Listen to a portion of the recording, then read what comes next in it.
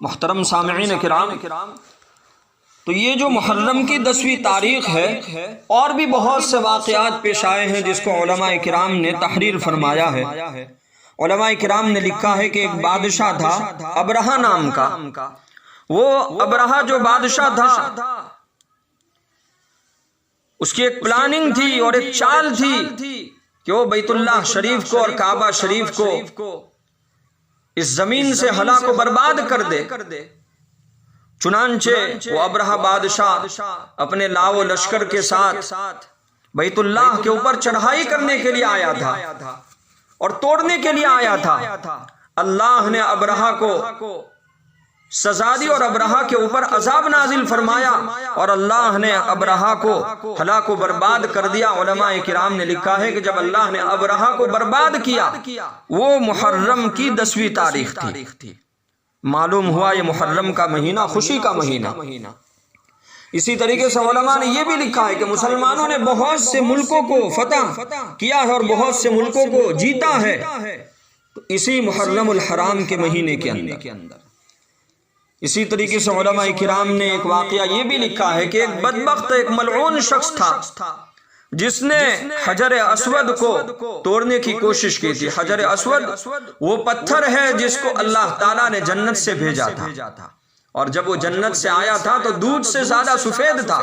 حجر اسود کا بوسہ لیا جاتا ہے۔ ہمارے آقا جناب محمد رسول اللہ صلی اللہ تعالی علیہ وسلم حجر اسود کا بوسہ لیتے تھے، اور حجر اسود وہ پتھر ہے جس پتھر سے کعبہ شریف کا طواف شروع ہوتا ہے، حجر اسود سے شروع ہوتا ہے اور حجر اسود پہ ختم ہوتا ہے۔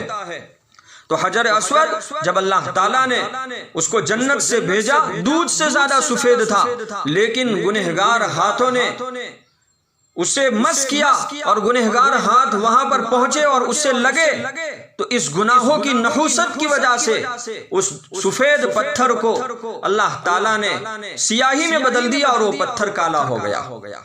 تو عزیز بھائیو، گناہ معلوم ہوا کہ گناہ کی بڑی نحوست ہے۔ اللہ ہماری حفاظت فرمائے۔ گناہ اتنی بڑی نحوست ہے کہ وہ پتھر جو سفید تھا اللہ نے اسے کالا کر دیا۔ تو جب انسان گناہ کرتا ہے تو اس کے دل کی کیا کیفیت ہوتی ہوگی، اس کا دل کتنا سیاہ ہو جاتا ہوگا۔ اللہ ہماری حفاظت فرمائے۔ اللہ ہمیں گناہوں سے پوری حفاظت فرمائے، اور گناہ ہو بھی جائے تو اللہ ہمیں خوب توبہ کی توفیق عطا فرمائے۔ تو میں یہ عرض کر رہا تھا کہ وہ حجر اسود، وہ جنتی پتھر جس کو توڑنے کی ایک ملعون نے کوشش کی تھی، علماء نے لکھا وہ بھی محرم کے مہینے میں۔ الغرض بہت سے واقعات پیش آئے محرم کے مہینے کے اندر۔ صرف نواسے رسول، جگر گوشے رسول کی شہادت نہیں، بہت سے واقعات پیش آئے جس سے صاف معلوم ہوتا ہے کہ یہ مہینہ نہ غم کا مہینہ، نہ ماتم کا مہینہ، نہ نوحہ کرنے کا مہینہ، بلکہ یہ مہینہ تو خوشی کا مہینہ۔ اور جب خوشی انسان کو ملتی ہے اور خوشی کے واقعات سامنے آتے ہیں تو انسان کو اللہ کا شکریہ ادا کرنا چاہیے۔ یہ اور بات ہے کہ اتفاقی طور پر حضرت حسین رضی اللہ تعالیٰ عنہ کی شہادت کا واقعہ بھی پیش آیا۔ تو عزیز بھائیو، ان تمام واقعات سے یہ ہمیں سبق ملا کہ یہ محرم کا مہینہ خوشی کا مہینہ ہے۔